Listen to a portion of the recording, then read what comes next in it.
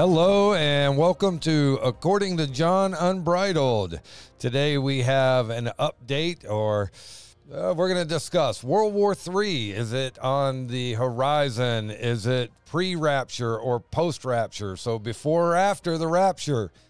We have Pastor Duke Herget and Andrew Vallis with us again to cover everything. Guys, how are you doing? I'd have to be twins to be better, Johnny. Let's pray you're not twins. Andrew, how about you, buddy? Doing great.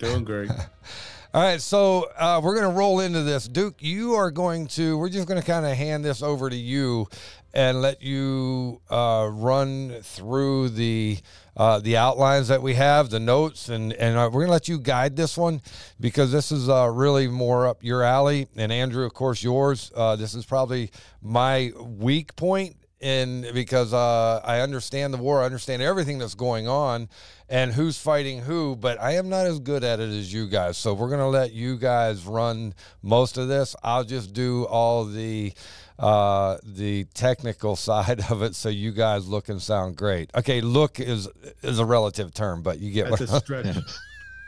Yeah, we got great faces for audio, but we're going video for the public. But I was just thinking, is this Larry Curly and Mo, or is this right? John, Andrew, and Duke? You know, so Andrew funny. was a New York City a cop, and I was a drug dealer in Ohio. So once upon a time, he could have arrested me, but thank God we both have Jesus in our heart, and that's all under the blood. Man, think about how God does things, man. So he takes all the crazy of the world, brings it together in such amazing ways. I'm dumbfounded how he brings people together, like the most unlikely. That's right. But one thing we all three have in common besides Jesus is, man, we all like tractors. That's true. Yeah, we got two criminals and a crime fighter here, so it makes a perfect team, you know. Proton, neutron, and electron here. So it's great to work with you guys. And Johnny, thank you for blending the Pastor Duke podcast with According to John Unbridled. Yeah. The three of us bring so much more to the table than any one of us individually. And so I remember before we were teaming up like this, that my wife and I are studying all the time. We're listening, trying to fit these things together. And she'd say, we got to call Andrew. And we'd have these talks and compare notes. And now in the providence of God, we're doing this and speaking to 1,000 people, or actually 10,000. I would say, man, it's more like 10,000 a week. Yeah. And so to all of you who listen, we're working hard behind the scenes to try to keep you aware. We'll do the labor, and then hopefully we're trustworthy and we're a blessing to you. But you turn on the TV, you are hearing both on Fox, on the other fake news, World War III, and everything's escalating. What's going to happen next? In China, Indonesia, Russia, Ukraine, Israel, Hamas, Israel, Hezbollah, Israel, Iran, and World War III. It's just before your face everywhere you go. So the question is, will World War III? We know it's coming from Revelation, chapter 6 through 19, where 3/4 of the world population dies, not just from war, but from famines, earthquake, pestilences. God's judgment is poured out upon this planet for rejecting Jesus as Lord and Savior. So we'll kind of lay the foundation of what's really happening right now, and then we'll conclude probably 45 minutes from now with where that world war, we know it's coming, as it's in the scriptures, and everybody in the world expects it. Even people who don't know the scriptures believe in Armageddon. Well, even to point out, Duke, that not only is World War III coming, we know it is, but the scriptures also talk about there's going to be a nuclear war. It's clear. 2 Peter chapter 3, the elements melt with the fervent heat thereof. And we know from Zechariah that the flesh will literally be consumed from their bodies. Their eyes will dissolve in their sockets. Those are exactly the physical realities of nuclear war. We know it's coming. It's in the Bible. And our address today is when will that fit into the prophetic scenario? Will it be for the rapture of the church? Will we go through World War as the Church of Jesus? Or will Jesus come before that? And so we're going to pull out a lot of great information today between the three of us that I think clearly points when that will be. But we'll save that. We'll leave the suspense till to the end part of our podcast today. First of all, Israel is always central. Israel is God's hourglass. We'll focus today on the most recent Israeli war issues that has escalated this past week from Hamas back in October to Hezbollah, November, December through now, simultaneously Hamas and Hezbollah. But now it's all jacked up to a whole nother level as Israel hit the Iranian embassy in Beirut in a precision bombing, killing 7 major Iranian leaders. And that kind of sparked a whole new level. Kinda. So who wants to jump in on that? I don't think it was kinda. I think that didn't spark it. It set it ablaze, man. When they attacked, that set it over the top. Jump in, Andrew. Yeah, no, I think the difference between, and you see Iran's frustration, they're doing everything through proxy because they don't care about the people they send out to get killed, and they just want the job done, and they wanted a little bit of a buffer. And so everything doesn't happen as planned. It's like leaving, your kids to do some chores, and you come back and you have to redo everything. And that's kind of what goes on. Israel was very precise and knew exactly who to take out and when and where to make a exacting blow. And that's what they did. And that was a big blow to Iran because that was the coordinators of all the proxies. And when that happened, they had to step up, and now they had to take the mask off and do it on their own. And I think from now on, you're going to see everything coming out of Iran. You're not going to see a lot of proxies doing their job. They'll do what they tell them to do as well, but you're going to see direct things coming right out of Iran from now on. Yeah, you were sharing with me the protests that were going on in New York and California on the bridges, and because they're protesting, supporting the Palestinians. But what they don't understand is what you just said, man. Iran and Hamas and all of them they don't care about people, and they will use anyone they can and at any expense to get where they want to go. I mean, we were talking earlier how they want to take out the dome and then blame. I mean, it's just they have no concern for life, and yet everyone hates Israel. Yeah, that's so foreign to the Western mindset that they would actually use children as human shields, but they don't care. They're reckless. It's a death cult. To die is gain in their view, and if you die in jihad, you have everlasting life. And so, I mean, they really believe this, and they practice it. And the Western world just seems to reject the whole concept that this is a religious war. They think it's political. Oh, we can solve this with the two-state situation. Well, they've offered the two-state situation to them twice or 3 times in recent history, and they've rejected it all 3 times. Israel knows it won't work, and Islam doesn't. They don't want a two-state solution. It's not about land. It's about eliminating the Jews. It's about eliminating the infidels, which is us. And so it's a religious war. But we're going to focus in on some pinpoint things that are happening right now and see how it all fits together prophetically to address our topic in the end. So we see this escalation. Israel hit the Iranian embassy, and you just think of the insights that they have. They're information. They know who these guys are. They know where they're at. They're able to get a bomb in. I mean, this is close quarters, and the world totally freaked out and began to attack Israel for doing that. Say they didn't have the right to do that. They don't have the right to defend themselves. So number two, Iran struck back 350 rockets, some ballistic, some missiles, the big missiles, the rockets, and the drone combination. 350 rocket launches, attacks upon Israel just about 3 days ago. 99% of them shot down or misfired. Their systems failed. That's very interesting.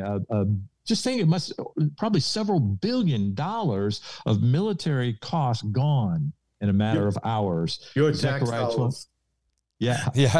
Well, many of them are tax dollars because part of those crates of pallets of money Obama sent to the Iranians. Well, and what Biden left over there, Biden, how much equipment did Biden give them?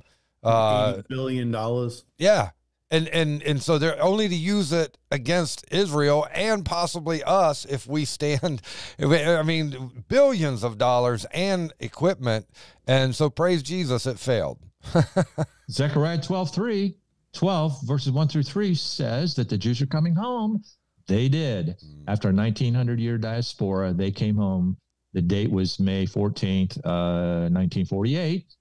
The Bible said they will retake their holy city, Jerusalem. It happened, according to the prophecy of Jesus, right, until the time of the Gentiles be fulfilled in June. I'm just losing the date.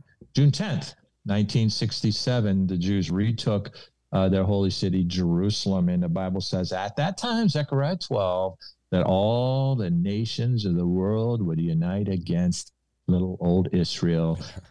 At that time, maybe 3 million people. Today, maybe 6 million Jews, maybe 7 million Jews. A nation the size of the state of New Jersey is the headquarters of the world. And the world is coming against them, just like the prophet said, and all who fight against Israel shall be cut in pieces. And that's what we saw happen just the other night. All the weapon systems fail. And we'll take a look at who joined together to defend Israel. This is interesting, and we'll see how all that fits in. But talk a little bit, guys, jump in about Iran striking back. Why did they do that? How did they do it? What are your thoughts on that, guys? Andrew, go ahead. Yeah, Iran jumped right in, and like I said, to save face. Their people have to see that their rhetoric is matched with power. So their propaganda in their own country is, off the charts. We massive blow and big strike, and it was just a lot of saving face. But it's a switch. It's a big, monumental switch to now everything's being directed, like I said before, out of Iran, and they're going to be doing it firsthand. So that's going to be huge to see. The other thing that was interesting, I saw one of the people on the ground was speaking about how the missiles were getting knocked down, a lot of them before they even got into country. They took them out, but several of them were taken out right over the Mount of Olives. And they're firing missiles right over their holiest site. So, what's to say that didn't come down and take out the Dome of the Rock, or the site where the temple's to be rebuilt? So that would spark or unite every Muslim in the world if they could say Israel had part of this coming down, which would open up a rebuilding. So the fact that they're firing missiles over the Mount of Olives is it's the Temple Mount. Temple Mount. The Temple Mount. It's just crazy. It's what's going on. I saw those images overnight. I watched some podcasts during the middle of the night that were just happening. And to see those rockets exploding right over the Temple Mount, that 22 acre site is the capital of the world. And, the rockets red glare, and these missiles are coming in, and the defense system Israel has in place is knocking them out. And it's just, man, Jesus said, when you begin to see all these things come to pass, look up. I'm thinking, oh my goodness, it is happening, even as we turn on the news. Got a thought on that, Johnny? So do you guys know what the name of this attack? What Iran named the attack? I'm just curious if you guys know. I think it's Iron something. I heard it. So the Iranian name is Operation True Promise. That's what they call it. Operation True Promise. And from their heart of eschatology, in their view, the time of the end. Yeah. In their view, it's time to rise up. In their view, jihad will please Allah, and he'll release their Mahdi from the well, and he will go forth and conquer the world for Islam. That's what's in their minds. Yeah. And they're calling it True Promise because they're keeping what they said, like you were just saying. And another promise that they have made is anyone, and Iran's made it clear that anyone, that any country that opens its airspace to Israel is just if they open their airspace to Israel is considered an enemy of Iran, and they'll go to war against them. Yeah. It's all coming to a head, isn't it, guys? Yes, it is. And it's shocking, like John had mentioned earlier, how many people, and we know how it's orchestrated, pro-Palestine, and shutting bridges down and stopping commerce. And they closed the Golden Gate Bridge yesterday for at least 5 hours, and down on Wall Street where they stopped cars and chained them together and chained the people to cars and locked themselves together just to make it hard to get them off and separate them. But that's just the earmarks of a Soros type of organization. Where Absolutely. It's a multi-front demonstrations, all spurred online. And of course, it was the governors in New York and California who sat back and did nothing for hours. So it's, but you see that ramping up, and you can expect a lot more of that this coming year. Mm-hmm. Yeah, because people are ignorant; they don't know the truth. Are you saying that Satan is the prince and power of the air? Are you saying that Satan is a great deceiver? You think? Did you ever hear that before? Yeah. Hey guys, jump in, Johnny. So here's a question that I have that you guys might be able to answer. Obviously Iran's like, hey, anybody that opens their airspace, you're an enemy. And Egypt has, in the past, stood with Israel. But Lebanon, Egypt, Iraq, Jordan, Kuwait, they all block their airspace. And, of course, including parts of Iran are blocked. So is that Egypt siding with Israel, or Egypt just trying to say, I don't want to get involved in this mess? Well, it's very complicated, as anybody will tell you. Nobody will disagree with that. There is, it was just in my notes coming, so you just kind of brought it to the front of the conversation here, John. Oh, sorry, man. There's a lot of nuts. Okay. I can edit. Look, I can edit this out, and you can jump forward. But yeah, you've done this to me 1,000 times. I jumped ahead of you 1,000 times. I'm just reaping what I sowed. Right. But it all fits together. It is networked. So when we think of Iran and their hatred for Israel, their proxies, Iran is Shiite Muslim. All the other nations are Sunni Muslims. Praise God, they hate each other. Yeah. That's made it a little bit easier to manage them on the world political and military scene. They hate one another. And Iran wants to be the big bully on the block, and Egypt is more moderate. Let me go to the core of the conflict between them. The Shiites believe there should be no separation of church and state, as it were, in our mindset. Their religious leaders are their political leaders. And the Sunnis see it different.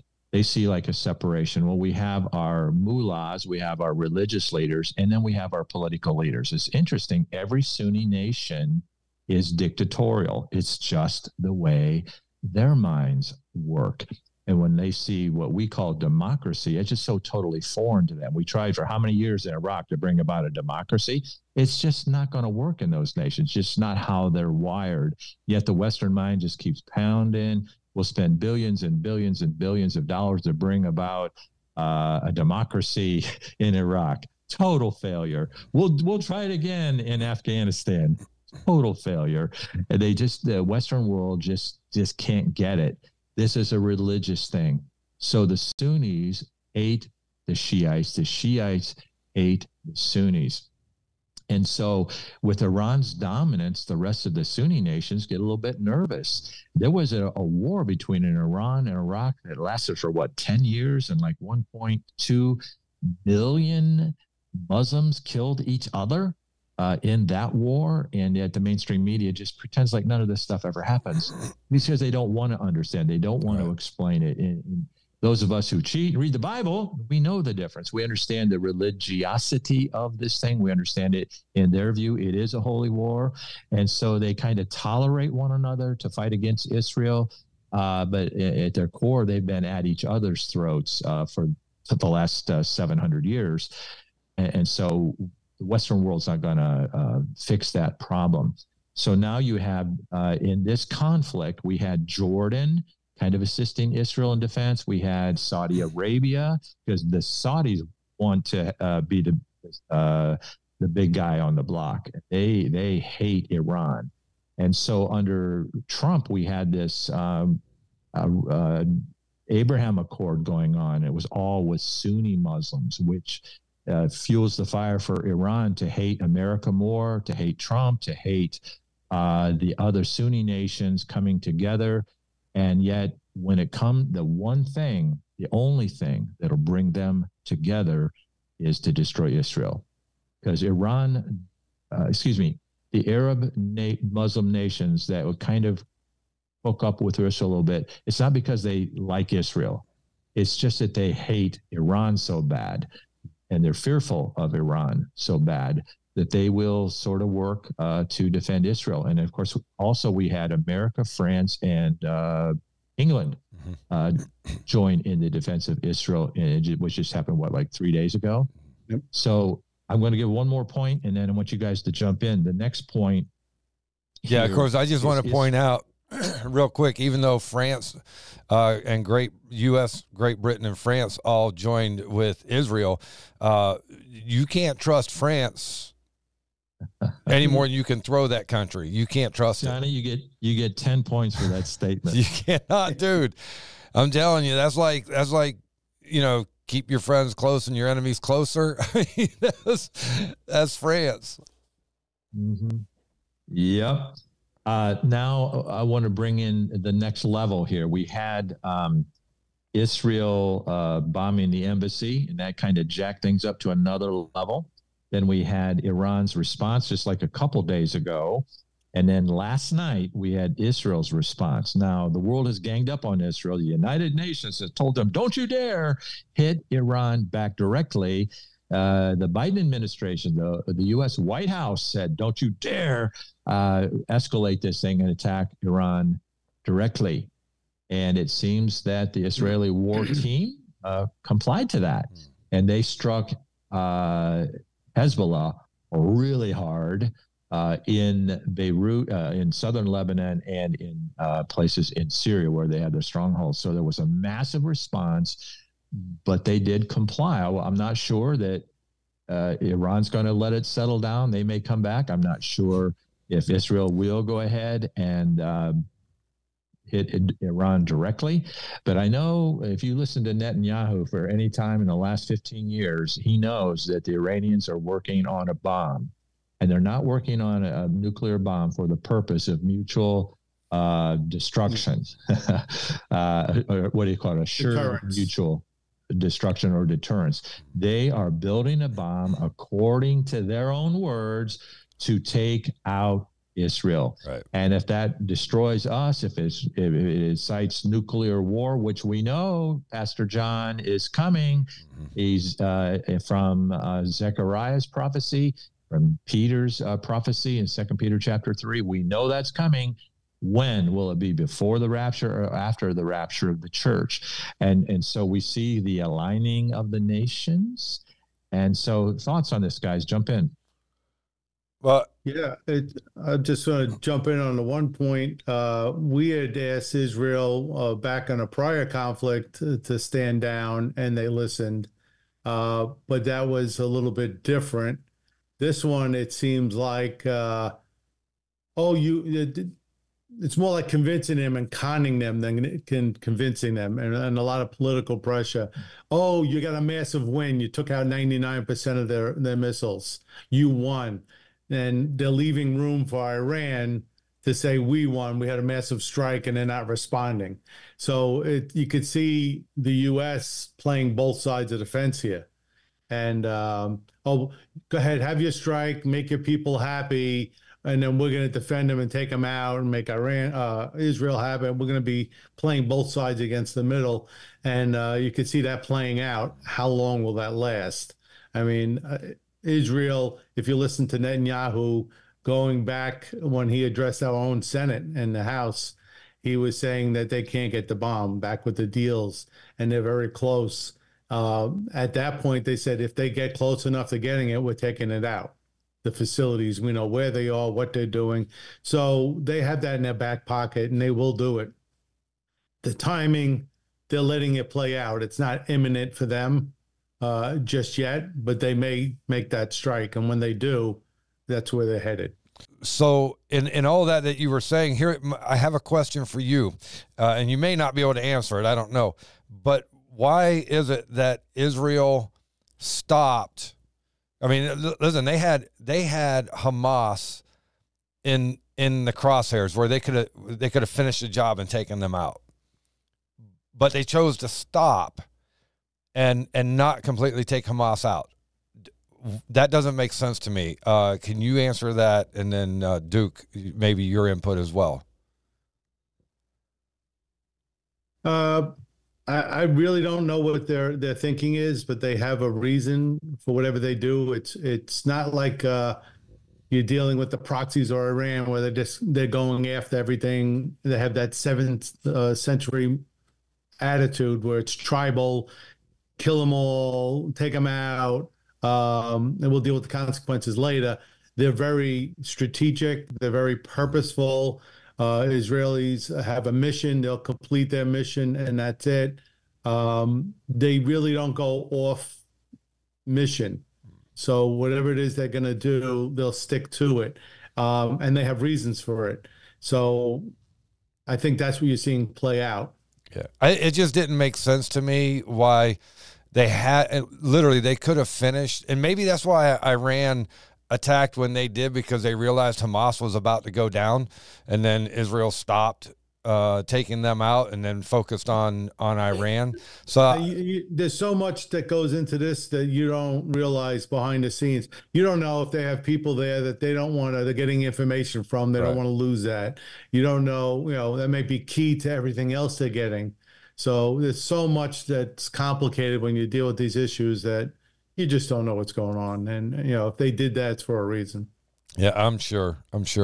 Sorry, Duke, didn't mean to hijack it. Go ahead. My thought on that's a great question, Pastor John. But my thought on it is they are focused. They are laser focused on taking out Hamas, and they're almost there. They've driven them down into that little corner down on the Egyptian border. But then, as you would expect, the whole world joins against Israel. So, they're focused in the immediacy, taking out Hamas, and now they're taking on the whole world. So they're trying to balance it, kind of like that clutch and gas pedal on a hill type thing. You know what I mean? Right. They're trying to okay, we got to do this. We know we got to do it. And the friends of Israel know they have to do that. And yet the whole world's coming against them. And so I think they're just trying to kind of do everything we can without bringing the total wrath of the world. And so these other nations are watching them, kind of trying to fit in, and they get the sympathy of America, France, England, Jordan. Right. You see, Jordan is no friend of Iran, and they're they border with Iran. And so, man, it is a powder keg, and it's not going off. Right. Someday it's already exploding as we speak. And so in this chemistry, I want to redirect our focus a little bit more on the nation of Iran. Who are they? This is a nation that Queen Esther rose out of in ancient days. This is a biblical people group. This is the former Persian kings rebuilt the temple in Jerusalem. This is where Mordecai was at. This is where Daniel wound up in the lion's den. This is a historical biblical place. And now they're so far from the God. This is where the wise men came from to give gifts unto baby Jesus. But look where they're at today. People need to realize that the Iranians are not Arabs, they are Persians. The Persians have a total racial disdain for the Arab people. Number two, they are Shiite Muslims. All other Muslim nations are Sunni. And I mentioned about that separation of church and state thing that they have between the Sunnis and Shiites. This is huge in their mind, and yet the Western mind is totally ignorant of this. And yet these are the driving forces in the Middle East. Why would Saudi Arabia, Jordan, Egypt kind of go easier on Israel? Is it because they love Israel? No, it's because they hate and fear Iran, and Iran is lined up with Russia. Surprise, surprise. Ezekiel chapter 38 gives the Russian alliance. Maybe you could pull that verse up, Pastor John. The Russian alliance, Ezekiel chapter 38. What is it? Verses 3, 4, or 5, 6, and 7. Iran, Ethiopia, Libya. So we can share that with the congregation as you're looking to pull that up. I'll just share a couple other thoughts. Yeah, I have it. About the Iranians. They are a totalitarian regime. The people of Iran are not our enemies. A lot of them are great people. Praise God. The greatest Jesus movement going on anywhere in the world is going on in Iran. Of course, it's underground. They're getting persecuted, but the Iranian people hate, not all of them for sure, but a vast majority of them hate the regime that completely controls them. Look at the non-existent women's rights under the Shiite. They were dressing like normal Western people till Ayatollah Khomeini and this fundamentalist regime took power there. So it's messed up internally. They got problems from within, problems from without. They have that radical eschatological view and jihad combination that will please Allah by jihad to release the Mahdi from the well. Will lead the way. We're the ones that love Allah more than the other Sunnis. Who are they? They're like second-class Muslims in the eyes of the Iranian regime. They are on a major race for the bomb, and that has everything to do with the Obama administration. All that got kind of put back on hold under the Trump administration, but it's back full swing ahead under the Biden administration, and they're racing for the bomb. And as I mentioned before, the mutual assured destruction means nothing to them. It meant everything to the Western world. Right. America, we can't bomb Russia because they'll bomb us back, and we can't bomb China, they'll bomb us back. And so the whole world has been governed for the last 75 years by the mutual assured destruction reality. Most people don't want to die. Right. They don't care. Apply. Yeah. It doesn't apply to them. They're building a bomb, and they've said in their own words. This isn't just an opinion that some American preachers have. In their own words, they want to bomb. They want to have a bomb to use it to wipe out Israel, and then they win. And so, if they die in the process of winning, it means nothing to them. We'll use human shields. We'll use whatever we have to get what we want. And so that's some of the complications that are happening in the Muslim world. It's geopolitical, but it's religiously driven. So Ezekiel 38, 5 through 7, I think is what you wanted there, Duke. And yes, so I'm going to go ahead and read that. It says, Persia, Ethiopia, and Libya are with them, all of them with shield and helmet. Gomer and all of its troops, the house of Tagarma from the far north, and all the troops, many people are with you. Prepare yourself and be ready. That's verse 7. Prepare yourself and be ready, you and all your companies that are gathered about you, and be a guard for them. Verse 8, after many days you will be visited. In the latter years you will come into the land of those brought back from the sword and gathered from many people on the mountains of Israel, which had long been desolate. They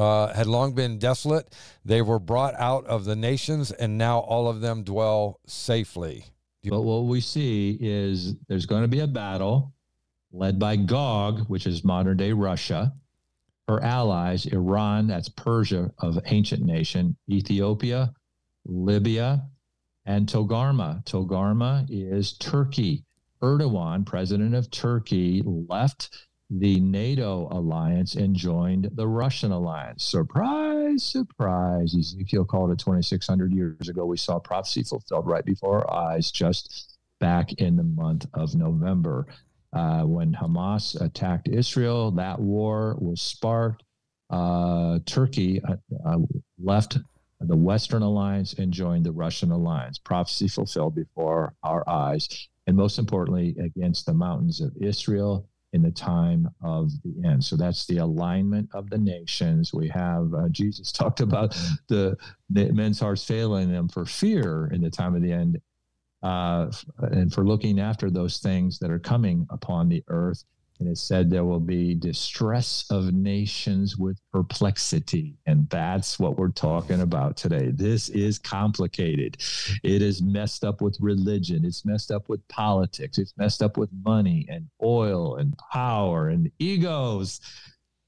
Satan's behind it. It's his agenda, and we're watching it unfold right before our eyes. Jump in, Andrew. Yeah, you could just see what's going on. I mean, the other day, I think the UN was discussing what to do with Israel, and they were all, packing up against Israel. And that was the day, I believe, of the earthquake in New York, and the ground shook as they were having that meeting in the UN. How crazy is but that? you can see God is almost done with the church on earth. You could see it's getting so close for the blinders to come off the eyes of the Jews. And we're at that precipice where all this is culminating, and it's all coming together. And you could see just the alignment of nations and the movement of troops and what Russia is doing. And you could see that they're moving together with Turkey, they're moving together with Syria. You see the Persia, you see all this pulling together, and they're moving troops down to the border from Russia, and they're sending destroyers into the sea to get closer. You can see the alignments. We talk about is this going to happen again, or after the rapture, or before the rapture? You could just see all these things. Will there be a take two? Yeah, I don't think so. I think you see all this coming together. It's very purposeful. It's written in scripture. You could see things culminating. It's coming together. We just need to be ready. We just need to be ready as the church. We need to reach out with urgency to our family members, to our neighbors, and don't take this time sitting back and watching. It's not Netflix. Right. This is real, and we need to do something about it. Stand up, make your voice count. Well, and Andrew, you said you think God's about done with the church on earth, and I agree with that. And we have some signs or symptoms that the church is sucking wind right now. We just saw the other day where there was matter of fact, in Springfield, Missouri, and there was a big men's conference, several thousand people there, and the pastor that put it together had a male stripper, go to okay, this is hard for me to say. The pastor brings in a male stripper from California to do an act for a Christian men's group. And then you get another pastor who steps up, who's had his issues in the past, and then he calls out the sin, and then the pastor tells him to be quiet and leave the stage. Guys, our church, when I say our church, the church is in trouble. So you're right. I think God's about done with the church because the churches, for many of the churches, seem to be done with God.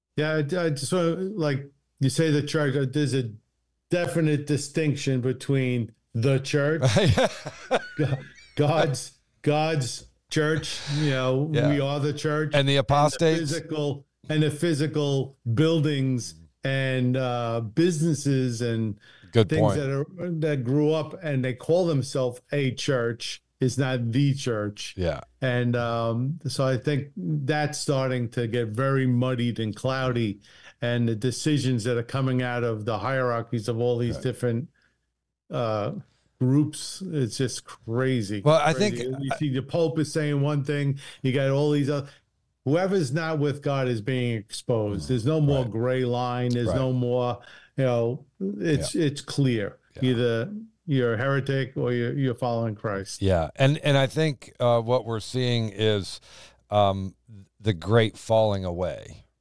Yeah. I think this is part of the end times.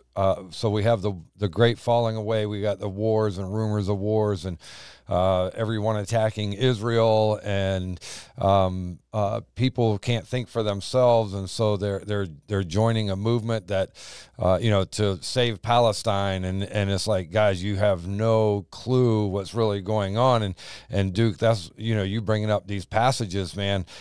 We just see it so clearly, Andrew, and with what you were saying, that, man, it is all culminating. There's no way, like this is literally the perfect storm for the end times, and I don't see another war, like the reset and then another war coming, man, because everything fits too perfect right now. Yeah, Pat, go ahead, Andrew. Yeah, I just want to another clarification. We throw a lot of terms around.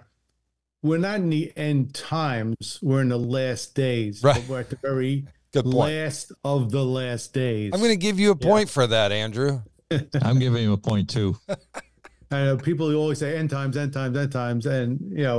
yes, but the end is we know it. Yeah, yeah. The end is we know it. Yeah. Johnny, I'm glad you brought that point up. It sickened me when I heard that news about that men's conference and just the insanity, the biblical falling away, that something like that would happen. I always thought, well, I've heard of everything. Nothing will surprise me. That wrong again. That really surprised me. That was just off the charts. Yeah, sick. And yet it is our reality. So we're witnessing that falling away. And I look at, kind of pulling this all together here, I look at the nations are aligned. The Jews are home. Jerusalem is retaken. Northern power, Russia, is in place. Togarma, Turkey, the last piece of that political puzzle, is now in place. We see socially the world is in place as Sodom and Gomorrah, cities about them. The time of the flood, the genetic mess that was going on, and sons of God cohabiting with the daughters of men, giants, men of renown, some kind of genetic apocalypse was happening then. We're seeing it now. And these mRNA vaccines, cloning, all kinds of genetically modified plants and animals on every front. And so we say, well, will the World War III, which everybody knows is coming, will it be before the rapture or after? In my view, and this is just a view, and I know we share the same view, there's going to be a trigger that makes this happen. And things we've learned can happen really fast. I think of March 2020. I'm gearing up for the trip to Israel. I'm hosting a trip to Israel. Got 38 people going, and March Madness is about to unfold, and the baseball season is about to unfold. And I was a sports freak back in those days. I've kind of dropped sports altogether now.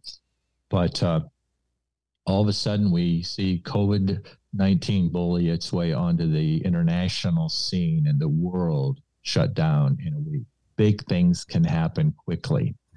I think most people are waiting for some kind of a trigger to happen to really move us to what we read unfolding in Revelation chapter 6 through 19, which obviously is Armageddon.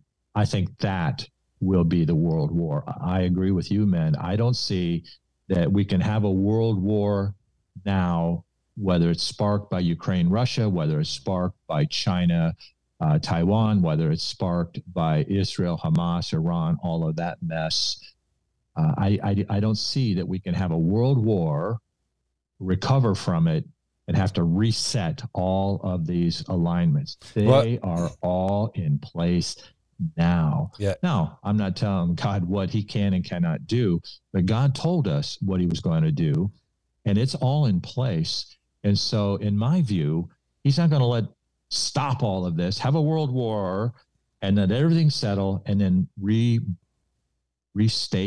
replace all these alliances again. It doesn't make sense. For the final war of Armageddon, it wouldn't make sense to me. So one thing, real quick, Duke, you mentioned China. We've not talked about China today. What I find really interesting, China is laid back, being quiet. They're just being quiet, and I think why is because they're waiting on everyone else to go broke in war, and they'll have riches at that point where they can do whatever they want because everyone else is going to be broke and financially broke because of the war, and then of course broken because of the war, and then China will step up like the great king because it didn't go to war. I think you get 2 points for that, Johnny. I'd never thought of that before, but that's a great point. So we know there's 3 major battles in Armageddon campaign. There's the kings of the south, Islam coming up, Russia coming down from the north and south. Simultaneously, they're defeated by God. China is on the east watching all of this. And so Satan has, and God has destroyed these nations that have coming against Israel. And of course, it's Israel. I think the trigger is for this really to happen. I think the rapture of the church is the trigger. Yep. Nothing is holding back Satan's Antichrist at that point. Right. And the first thing politically that the Antichrist does, Daniel 9:27. Do you have that where you can pull that up, Pastor John? Yeah. Daniel 9:27. Yeah. So Daniel 9:27 says, "Then he shall confirm a covenant with many for 1 week, but in the middle of the week he shall bring an end to sacrifice and offering, and on the wing of abomination shall be one who makes desolate, even until the consummation, which is determined." Let me bring this up. Which is determined, is poured out on the desolate. So the first political thing the Antichrist does is confirm this covenant with the Jewish people. What is foremost in the world today? Israel. Mm-hmm. What's going on? Is this going to be World War III? I see the rapture of the church happening as the trigger to make all of this stuff just fall right into place, and it'll fall into place quickly. Mm. And so, as Andrew says, we're not just in the last days, we're in the last hours, in my view. Yeah. I think everything is lined up. I do not see a world war coming before the rapture of the church. That comforts me. Right. Because I hate war. Yeah. But I read what God said. Well, and especially because this is a war that nobody's going to win. Boy, that's a huge point. Nobody's going to win. Satan's going to take one team, one political group, use them against the other. God's going to ultimately destroy them all. And that's a huge point I never thought of before. China's sitting back watching. The North goes down, Russia goes down, Islam goes down. Now it's Easty, Westy, the Antichrist. I think, well, I know he could confirm the covenant with the Jewish people right at the beginning of the tribulation. Islam is going to freak out. They're going to pull together. They're coming up to fight the Antichrist, who represents Israel, to defend Israel against the mountains of Israel. We read in the passage before in Ezekiel 38. So the nations are aligned now. Israel war is happening now. The greatest thing that will cause people to want to have peace is war. They have war now. I see the rapture of the church at that moment. The world freaks out. What happened? And probably they'll say, the Antichrist will say aliens came and took them away or whatever. But we're gone. There's nothing now holding him back. 2 Thessalonians chapter 2. He goes directly to the world's biggest problem, and it looks like he solves it. He brings peace He rides in on Revelation, the 4 horsemen of the apocalypse. He rides in on the white horse of peace. He brings a peace, but it's temporary. Soon after he settles that issue in Israel, brings peace in the Middle East, the Sunni Muslim nations are saying, no way, man. And they come together. That's what pulls them together. That's what triggers them to come together, to form a caliphate, to come up from the south to fight against Israel. And Russia to the north, they don't want to be controlled by the Western power. They want to have their own sovereignty, and they have their League of Nations, Iran, Ethiopia, Libya, Turkey, all that's in place. So that triggers them to come down. And as you said, Johnny, China's kind of sitting off watching all of this. And that's the third battle of Armageddon. First, Gog, Russia, the Northie, is defeated. Kings of the South, Sunni Islamic Caliphate, destroyed by God. And then the final battle where China comes from the east against the dried up waters of the Euphrates River. That's all in place. That the Silk Road they've built is all in place. And so to have a world war and have everything fall into place all over again, I say no. I say Jesus is coming again, and I'm glad to be on the winning team. Yeah. Final thoughts, guys. So real quick, before we do final, Andrew, let me ask you about this. Duke was talking about how, all this war and people are going to want peace.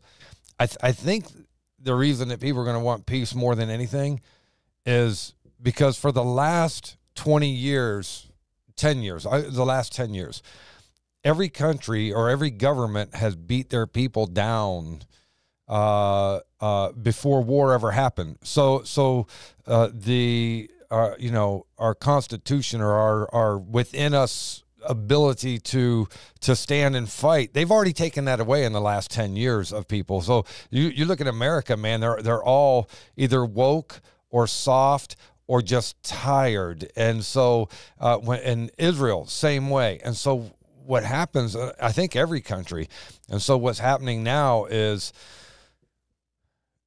man, you bring a war, they just don't have it within them to fight because for the last 10 years they've been beat up so bad anyway. So it's going to be easy to conquer. You could see like this generation that's here. You could see what's happening. The whole woke agenda. It's purposeful. The whole school. Whatever makes you happy, do it. Everything's fine.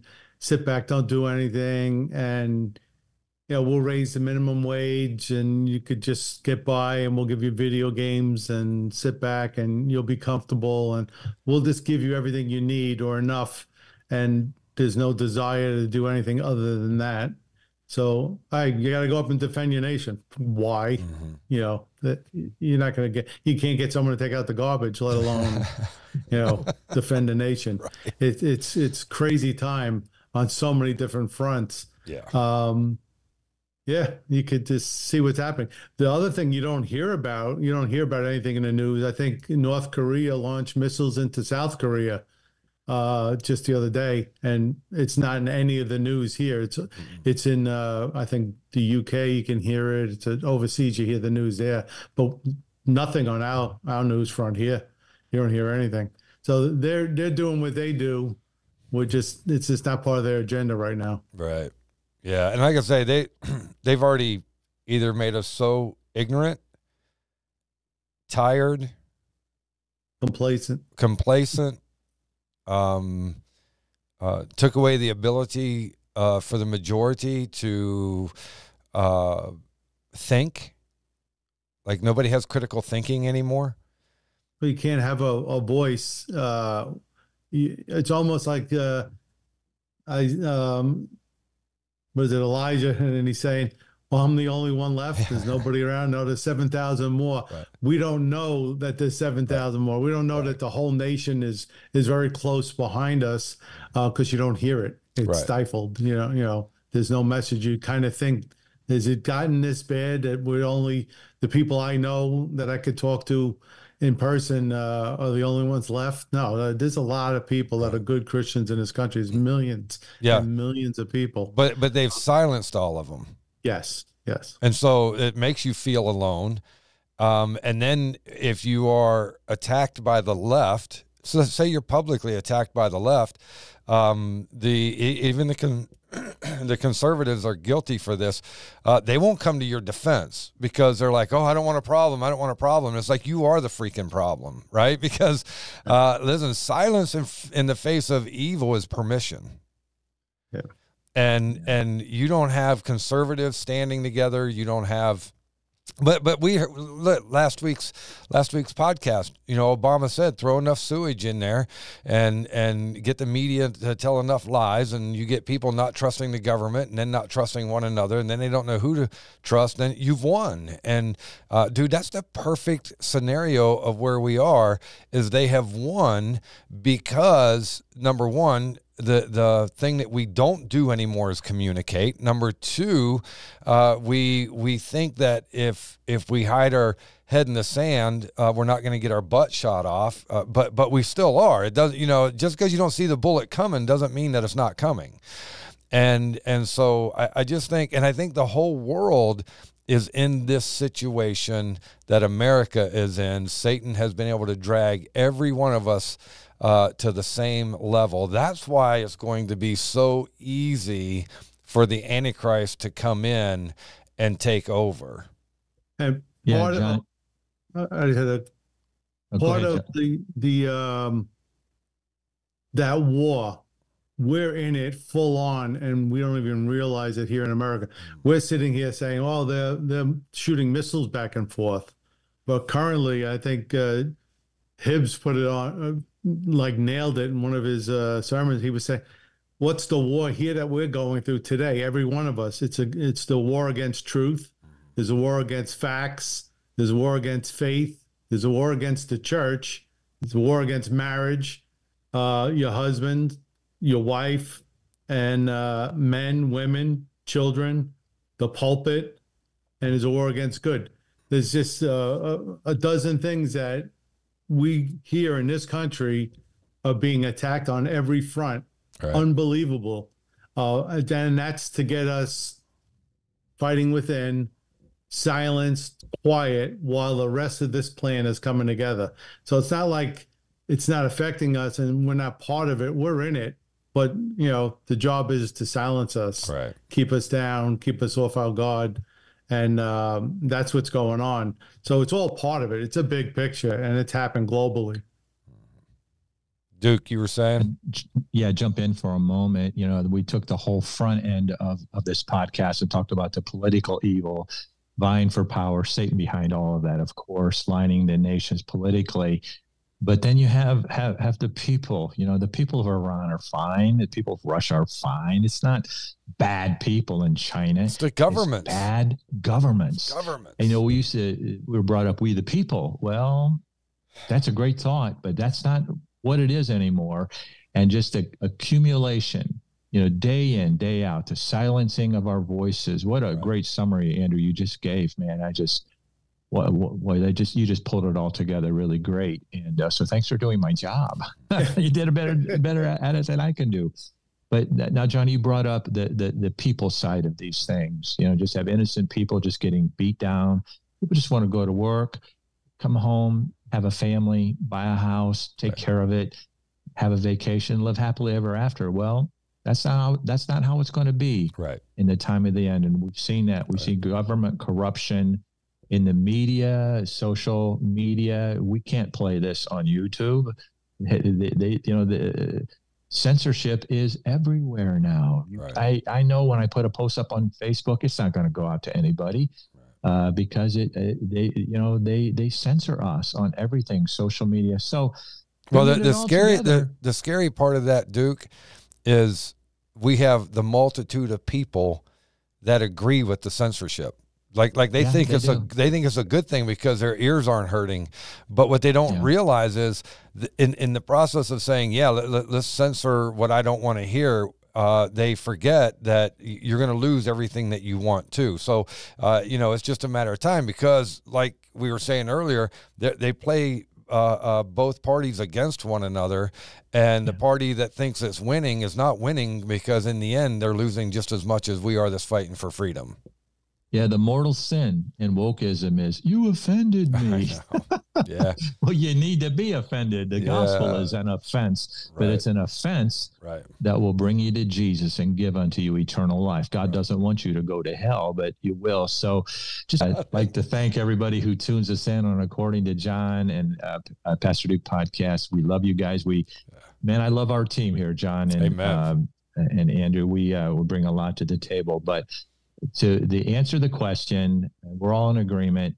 No, there's not going to be World War III before the rapture of the church. That just tells us how close the rapture of the church can be. Yeah. And the sooner the better. Even so come, Lord Jesus. This stuff doesn't frighten me, but it awakens me.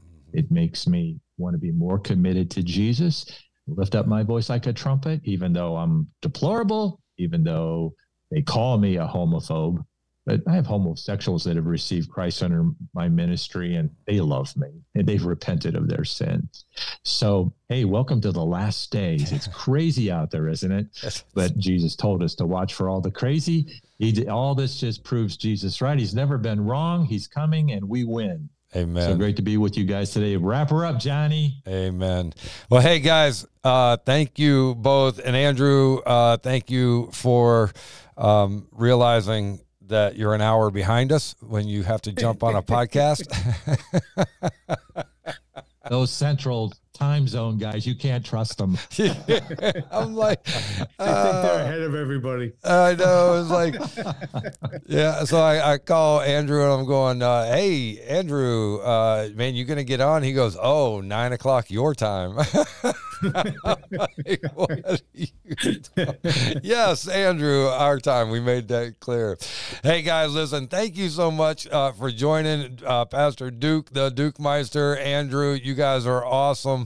And for the According to John family, thank you guys for tuning us in. And we are diligently trying to provide clarity and trying to provide truth so that you have something to hold on to and you can go and have some hope. Because I'm with Duke. I don't believe that the war is going to happen before the rapture, and I think that the rapture will bring in the war, and because there's just so much in place.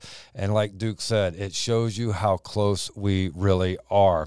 And so, guys, thank you for tuning us in, and I hope that this has helped you. And if it has, please like, share, subscribe, and follow. And until next time, God bless.